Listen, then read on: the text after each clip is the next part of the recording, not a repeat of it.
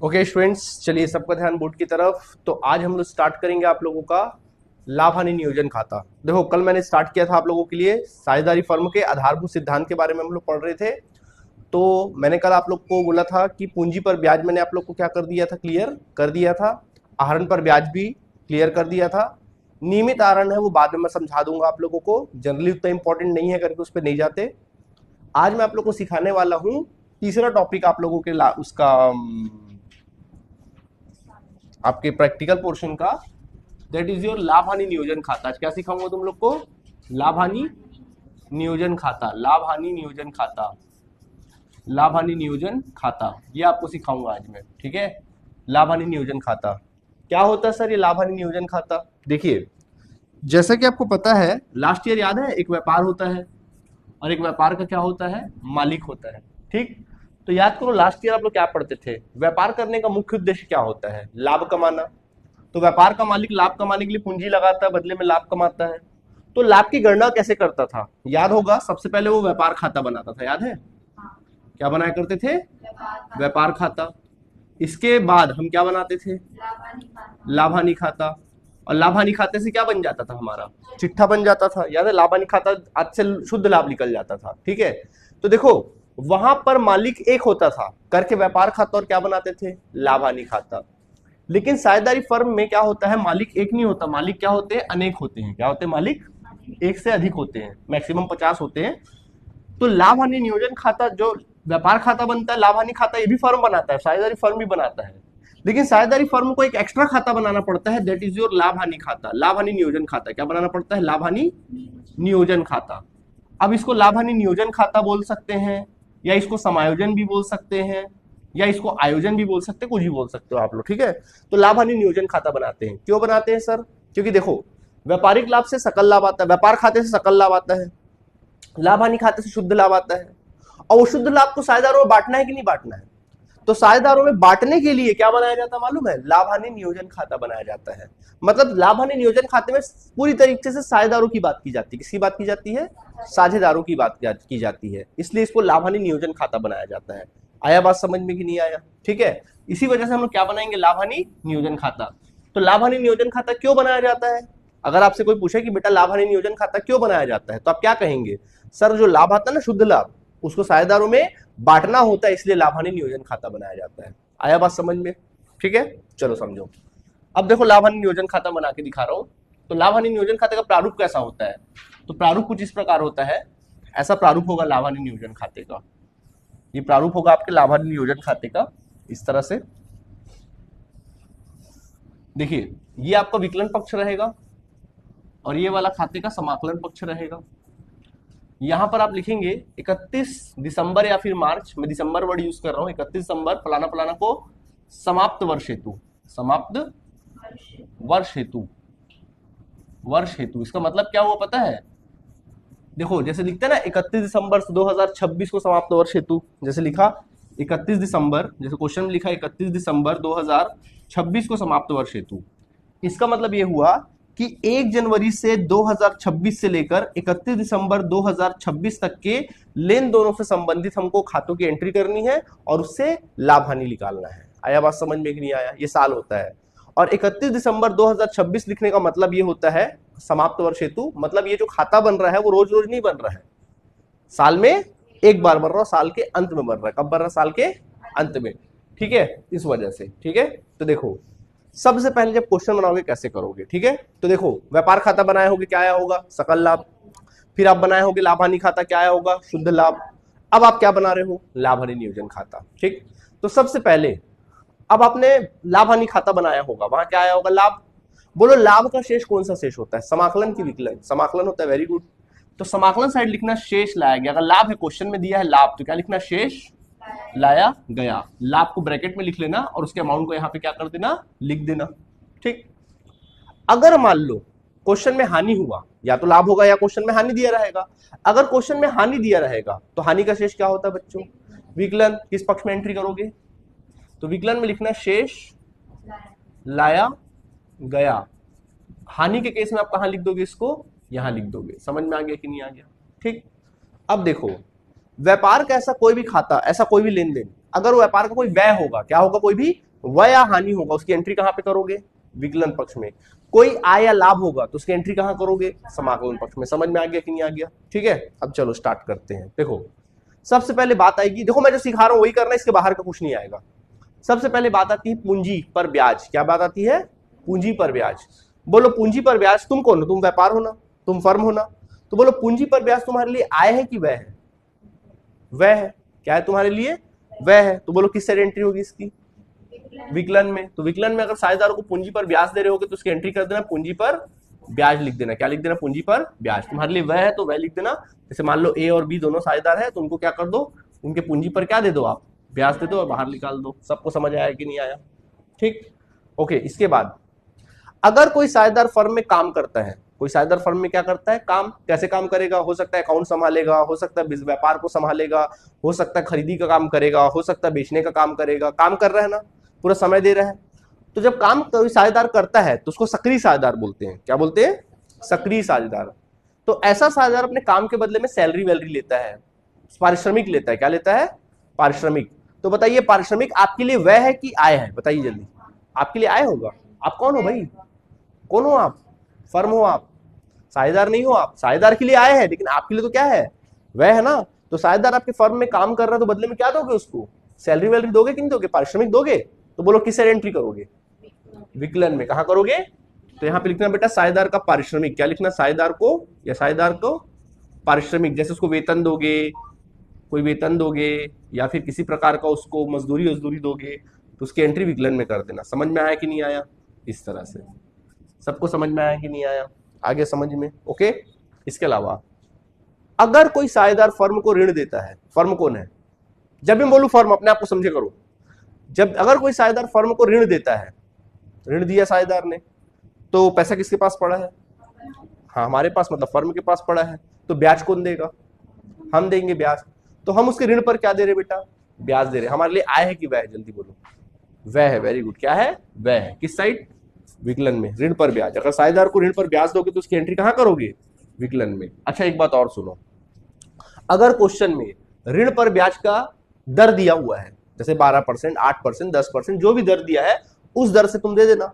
लेकिन अगर क्वेश्चन में ऋण पर ब्याज के दर के बारे में उल्लेख नहीं है, उल्लेख नहीं है, तब आप कितना परसेंट से दर निकालोगे पता है? 6% वार्षिक के दर से। किस प्रतिशत से? 6% वार्षिक की दर से पर एनम के रेट से आप क्या निकालोगे? ब्याज निकालोगे। आया बात समझ में कि नहीं आया? कोई परेशानी नहीं है? ओके। इसके बाद अगर कोई साझेदार लोग हैं, मान लो कोई संचय में, कोई सामान्य संचय या संचय में ट्रांसफर करते पैसा, तो उसकी भी एंट्री विकलन में करोगे। सामान्य संचय समझ में आया? नहीं आया? देखो क्या होता है सामान्य संचय। देखो क्या होता है सामान्य संचय। क्या होता है सर सामान्य संचय? सामान्य संचय एक तरह का कोष की तरह होता है। देखिए जैसे आपके घर में पैसा आता है तो क्या करते हैं, घर के लिए जो भी खर्चा वर्चा करना है सब खर्चा करते हैं। बिजली बिल देना है, पानी बिल देना है, राशन का खर्चा देना है, ये देना है, वो देना है, सब खर्चे वर्चे आप लोग क्या करते हो? करते हो। सब खर्चे करते हो। उसके बाद जो पैसे बच जाते हैं उसमें से कुछ पैसे क्या बोलते हैं? जाओ बैंक में जमा कर दो। क्यों जमा कर दो बोलते हो? ताकि फ्यूचर में क्या है? काम आए। वैसे साझेदार लोग भी क्या करते हैं, जब व्यापार करते हैं तो लोगों को लाभ होता है, तो लाभ को पूरा नहीं बांटते उन लोग, लाभ का कुछ हिस्सा ही बांटते, बाकी हिस्सा क्या करते लोग? सामान्य संचय में डाल देते। कहां डाल देते? वो पैसा को मतलब ना बांटा गया लाभ। कैसा बांटा है? अवितरित लाभ है। कैसा? सामान्य संचय एक तरह से देखा जाए तो ये अवितरित लाभ है। क्या है? अवितरित लाभ। ऐसा लाभ जो बांटा नहीं गया है, ठीक है, तो लोग उसको सामान्य संचय में डाल देते हैं। बोलते हैं लाभ नहीं बांटेंगे भैया, इसको सामान्य संचय में रख देते हैं। ठीक है, तो एक तरह से देखा जाए व्यय की तरह ही निकल रहा है। तो उसकी भी एंट्री कहां करना? विकलन में। सामान्य संचय में हस्तांतरण। अगर कोई सामान्य संचय में हस्तांतरण कर रहे हो उसकी भी एंट्री कहां करोगे? विकलन में। समझ में आ रहा है कि नहीं आ रहा है? ठीक है, विकलन में। देखो सारे व्यय की एंट्री हो रही है। क्लियर हुआ कि नहीं हुआ? इसके अलावा भी अगर क्वेश्चन में कोई अन्य व्यय वगैरह देगा तो उसकी एंट्री कहां कर देना बच्चे? विकलन में कर देना। अन्य व्यय वगैरह होगा उसकी एंट्री कहां कर दोगे? विकलन में आप लोग एंट्री कर दोगे। बात खत्म। समझ में आ गया? इसके अलावा और कुछ नहीं आएगा विकलन में। क्या क्या आएगा जल्दी बोलो विकलन में? पूंजी पर ब्याज, साझेदारों का पारिश्रमिक, फिर उसके बाद ऋण पर ब्याज, फिर सामान्य संचय और अन्य व्यय। इससे अलावा कुछ नहीं आएगा। समझ में आ गया? अच्छा अगला है आहरण। साझेदार जब आहरण करते हैं तो बोलो ब्याज कौन देता है? हम देते हैं कि साझेदार देता है? हम देते हैं। कौन देगा? दिमाग चलाओ भाई, ऐसा बैठे मत रहो मुस्कुराते हुए। कुछ तो हाँ साझेदार देगा। तो हमारे लिए आय है कि व्यय है? किस साइड एंट्री होगी? हाँ, समाकलन लिखना आहरण पर ब्याज। क्या लिखोगे? आहरण पर ब्याज। बस जैसे ए और बी है तो दे दो आहरण पर ब्याज, उनके आहरण पर क्या दे दो? ब्याज दे दो। बात क्या करो? खत्म करो। आया बात समझ में कि नहीं आया? कोई दिक्कत है तो बोलो, कोई दिक्कत नहीं होनी चाहिए। ठीक है, ऐसे बनाना है, कोई परेशानी? इसके अलावा और कोई एंट्री नहीं होगी, देख लो। ठीक है, तो कभी भी लाभ हानि नियोजन खाता बनाओगे तो याद रखना इन तीन चीजों की एंट्री कभी मत करना, पूंजी, आहरण और ऋण। ये तीन चीज अगर आपको दिखाई दे रहा होगा तो इसकी एंट्री मत करना कभी भी। क्यों नहीं करना सर? क्योंकि लाभ हानि नियोजन खाते में हम लोग व्यय और आय की एंट्री करते हैं। किसकी एंट्री करते हैं? व्यय और आय की एंट्री करते हैं। ये व्यय और आय नहीं भैया, ये तो संपत्ति और दायित्व है, दायित्व वगैरह है। ठीक है, तो इसकी एंट्री नहीं होगी। ठीक, तो देखो बन गया तुम्हारा लाभ हानि नियोजन खाता। अब क्या करोगे? देखो अब क्या करना है, अकाउंट को ऐसा क्लोज करना।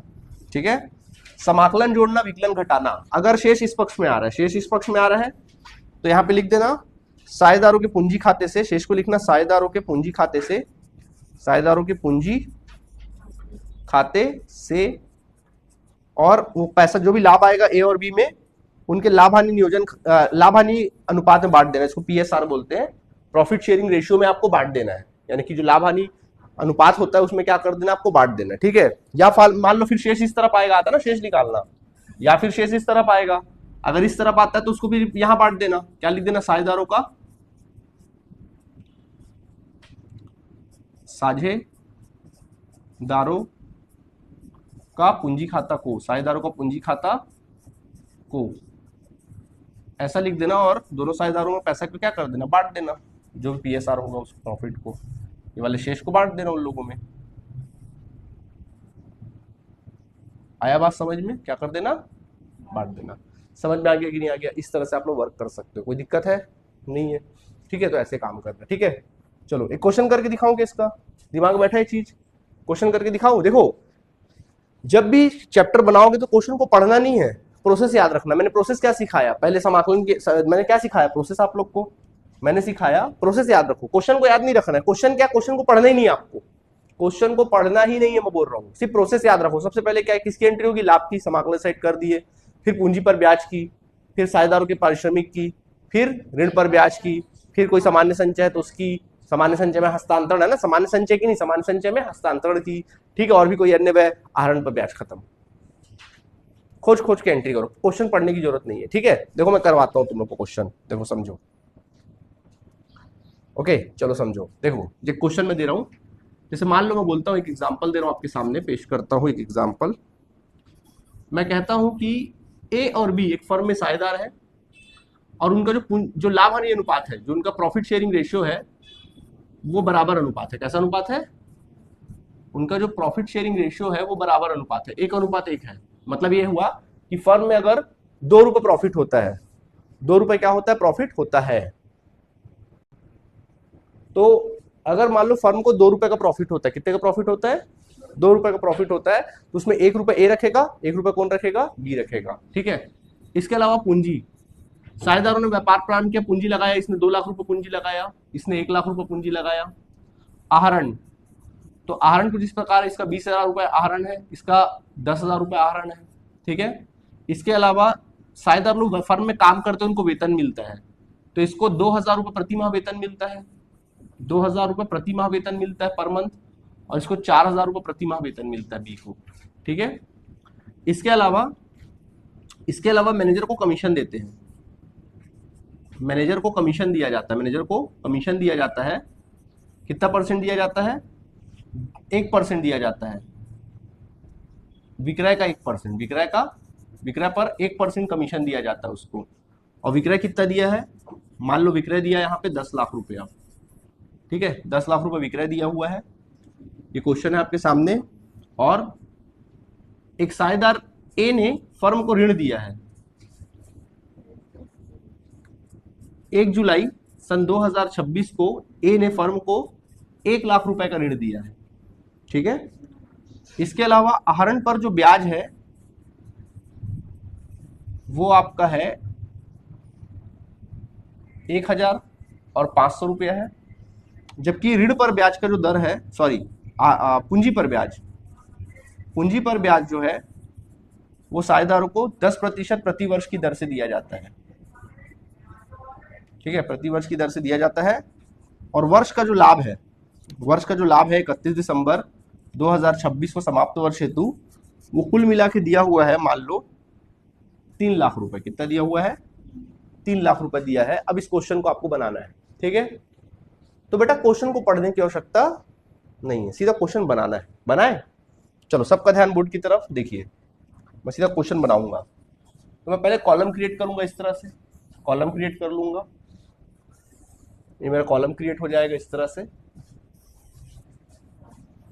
कॉलम क्रिएट हो गया। ऊपर हेडिंग लिखूंगा लाभ हानि नियोजन खाता, लाभ हानि नियोजन खाता लिखूंगा। विकलन पक्ष लिखूंगा, समाकलन लिखेंगे यहां पे अपन लोग। यहां पे लिखना 31 दिसंबर सन 2026 को समाप्त वर्ष हेतु,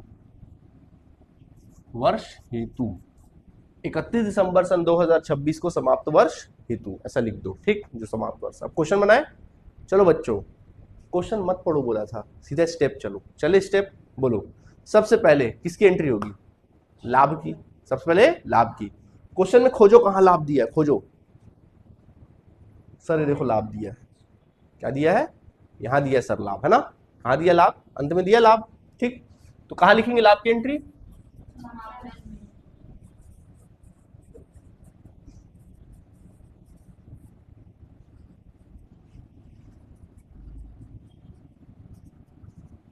ठीक है, यहां पे लिखेंगे शेष लाया गया। क्या लिखना ब्रैकेट में? लाभ। बोलो कितना लाभ दिया है? 3 लाख। तो यहां लिख देना कितना? 3 लाख रुपए लिख दिए। चलिए अगला स्टेप, बोलो अगला स्टेप क्या था, याद करो। पूंजी पर ब्याज खोजो, कहीं है पूंजी पर ब्याज? हाँ सर ये देखो दिया है 10% वार्षिक, वह है ना तुम्हारे लिए। तो विकलन साइड लिखना पूंजी पर ब्याज। तो बोलो कौन कौन है? ए और कौन है? बी है। तो बोलो ए की पूंजी कितनी है? 2 लाख रुपए है ना। तो 2 लाख का कितना प्रतिशत? 10%। बोलो कितना आएगा बच्चे? 20,000। कितना आएगा? तो चुपचाप यहाँ पे लिख देने का कितना? 20,000। यहाँ पे लिख देने का भी 20,000। Done, okay. चलिए आगे बढ़े। दूसरे का पूंजी कितना है? 1 लाख का 10%, तो यहाँ लिख देने का 10,000। सबको समझ आया कि नहीं आया? कितना? 30,000, ठीक। फिर याद करो अगला स्टेप क्या होता है। हाँ चलो लिख लो, लिखना तो आहरण पर ब्याज लिखना चाहोगे लिख लो, चलो लिख लो। आहरण पर ब्याज किस साइड एंट्री होगी? समाकलन में लिख लो आहरण पर ब्याज। आहरण पर ब्याज खोजो। आहरण पर ब्याज दिया है क्या? परसेंट दिया है क्या? अरे सर तो अच्छी बात, हमको निकाल के दे दिया है, तो अच्छी बात है। चलो निकाल के दे दिया, कोई टेंशन ही नहीं है। देखो निकाल के दे दिया, डायरेक्ट लिख दो। चलो आहरण पर ब्याज लिख दो, ए और बी का कितना कितना दिया है? 1,500, ठीक है। लिख दो 1,500। नहीं समझे? पूंजी और आहरण की एंट्री मत करना भैया, ऋण की एंट्री मत करना, ब्याज व्याज की करनी, ठीक है। चलो अगला स्टेप में आओ और पढ़ो, चलो पढ़ते जाओ। वेतन, बोलो वेतन की एंट्री किस साइड? विकलन में। तो लिखो वेतन खाते से, क्या लिखना? वेतन, एक सेकंड यार, वेतन खाते से। तो बोलो बच्चों वेतन खाते से ए और बी को। तो बोलो ए को वेतन कितना मिलता है, जल्दी बताओ। 2,000 प्रति माह। हमको साल भर से मतलब है, 2,000 प्रति माह। तो एक महीने का 2,000, तो 12 महीने कितना हुआ? 24,000। बी को कितना मिलता है? 4,000 प्रति माह। तो एक महीने का 4,000, तो 12 महीने कितना? अच्छा मैं क्वेश्चन थोड़ा चेंज करता हूं, मैं बोलता हूं कि इसको वेतन मिलता है प्रति माह, इसको मिलता है साल भर का, पर एनम मिलता है। इसको कैसे मिलता है? पर एनम, वर्ष का मिलता है, प्रति वर्ष मिलता है। क्या मिलता है? 40,000 मिलता है। चलो प्रति वर्ष, इसको वेतन मिलता है यहाँ पे 40,000 प्रति वर्ष। चलो प्रति वर्ष वेतन मिलता है इसको, प्रति वर्ष। तो अब क्या करोगे? पूरा 40,000 ही लिख देंगे। वेरी गुड, पूरा क्या लिख देंगे? तो सीधा बी का 40,000 ही लिख देना डायरेक्ट, ठीक है। तो जोड़ के बाहर निकालो कितना आएगा? 44,000। सबको समझ आया कि नहीं आया? आ गया, ठीक। आगे बढ़ो, समझ में आ गया? हाँ अब आगे बढ़ो। वेतन हो गया। मैनेजर का कमीशन, बोलो आय है कि व्यय है? भाई आप कौन हो? व्यापार हो ना। तो मैनेजर आपके यहाँ काम कर रहा, बदले में कमीशन दोगे कि नहीं दोगे? वह है ना तुम्हारे लिए। किस पक्ष में एंट्री होगी? विकलन में। तो लिखो विकलन में मैनेजर कमीशन कितना बोला है? किसका? विक्रय का 1%। किसका? तो विक्रय है कितना? 10 लाख है।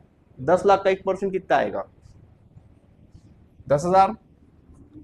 2 जीरो कम कर देना, कितना आ जाएगा? 10,000 आ जाएगा कि नहीं आ जाएगा? आगे 10,000 डन। ओके चलिए आगे बढ़े। इसके बाद आगे कहता है बच्चे ए, अच्छा अब देखो समझ में आ गया। अब देखो आगे क्या लिखा हुआ है, एक सेकंड ना।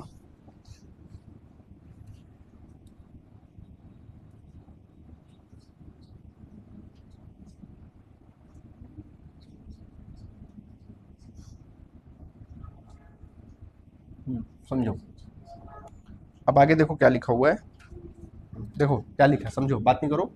हाँ देखो बोल रहा है ए ने फर्म को ऋण दिया 1 जुलाई 2026 को 1 लाख रुपए का। बोलो क्या करें? सर ऋण दिया तो ऋण पर क्या लिख लेगा? ब्याज, तो निकाले ऋण पर ब्याज। तो बच्चे अलग से वर्किंग नोट पे, कहां पर? अलग से वर्किंग नोट में आइएगा और वहां पे लिखिएगा ऋण पर ब्याज। क्या लिखोगे? ऋण पर ब्याज लिखोगे। तो बोलो ऋण पर ब्याज कितना? 1 लाख रुपए का ऋण दिया था। बोलो क्या यहां परसेंटेज दिया है? कितना लोगे? 6% लोगे। ठीक है। और ये देखो ऋण दिया कब गया है? कब दिया जल्दी बोलो? 1 जुलाई। तो 1 जुलाई से दिसंबर तक कितना हुआ? 6 महीना। तो 6 महीना। अगर यहाँ अक्टूबर लिखा होता तो कितने महीने का लिखते? हाँ ऐसा। ठीक है कितना आ गया? 3,000 आ गया। ये कितना आ गया? 3,000 आ गया। कोई तकलीफ नहीं है तो बस चलो लिख दो। फिर किस पक्ष में एंट्री करूं? विकलन में लिखूं? ऋण पर ब्याज। ऋण पर ब्याज लिख देता हूं किसका? ए का। ठीक है ए साझेदार ए है ना, ए का नाम लिख दो यहाँ पे। कितना रुपया? 3,000 रुपये लिख दो। ठीक है खत्म। और खोजो कुछ है क्या? और कुछ बचा क्या? सर सारी एंट्री हो गई। पूंजी की तो करनी नहीं है, आहरण भी नहीं करना है, वेतन हो गया है, मैनेजर का कमीशन भी हो गया है, ऋण पर ब्याज भी हो गया, ऋण का नहीं करना है, आहरण पर ब्याज हो गया, पूंजी पर ब्याज हो गया, लाभ भी हो गया, सब कुछ हो गया। सर बचा कुछ? नहीं सर नहीं बचा सर। ठीक है बस बेटा क्या करना है सब बराबर से देखो, इतना जगह छोड़ना, कुछ 5-6 लाइन का जगह छोड़ना और बड़ी ईमानदारी से ऐसे अकाउंट को क्या करना? क्लोज करना। ठीक है और शेष निकालेंगे आप। क्या निकालेंगे? शेष निकालेंगे। ठीक है तो ऐसा शेष निकालो। चलो चलो शेष निकालते। हाँ क्या हुआ? नहीं लिखे क्या? अच्छा 64, सॉरी सॉरी 64 होगा। हाँ ये होगा 64,000। अब ठीक है चलो अब सही है। चलो टोटल करें। देखो ये 3,15,100 आ गया। 3 लाख और इधर का टोटल करो तो देखो कितना हो रहा है? 3 3 6 90 90 और 1 लाख हो गया। 1,07,000। 1,07,000 तो ये आ रहा है 1,07,000 रुपया। घटाओ इसको आपस में 0 0 5 11 में से 7 जाए कितना बचेगा बेटा? 4 3 2 में से 1 जाएगा 1,34,500। कितना आ रहा है? 1,34,500 आ रहा है कि नहीं आ रहा है? देख ले एक बार और। 5 को तो एज इट इज लिखे, 11 में से 7 जाएगा 7, बचा कितना? सॉरी यार 9 बचेगा क्या? हाँ sorry sorry sorry sorry sorry. यहाँ पर कितना आ जाएगा? देखो 11 में से 7 जाए कितना बचेगा? 4 बचेगा। यहाँ कितना बच जाएगा? 9 9 का 9 लिख देना और यहाँ पर 1,94,500। 1,94,000 कितना आ जाएगा? 500 आ जाएगा। ठीक है 1,94,500 तो कितना आ गया? 1,94,500। तो लिखना 1,94,500 से लिख देना शेष और टोटल लिख देना 3,15,100 और 3,15,100 लिख देना। अब यहाँ देखो आ गया 1,94,500। ये पैसा बटेगा साझेदारों में तो लिखना है यहाँ पे, ऐसा लिखना है यहाँ पे साझेदारों के पूंजी खाते से, ऐसा लिखना है तुम लोग को। और ए और बी में उनके लाभानुपात बांटना है। चलो बांटे। देखो यहाँ जगह कम है तो मैं चलो ये बांटता हूँ, कोशिश करता है बढ़ जाए तो अच्छी बात है। क्वेश्चन को थोड़ा छोटा कर देते हैं।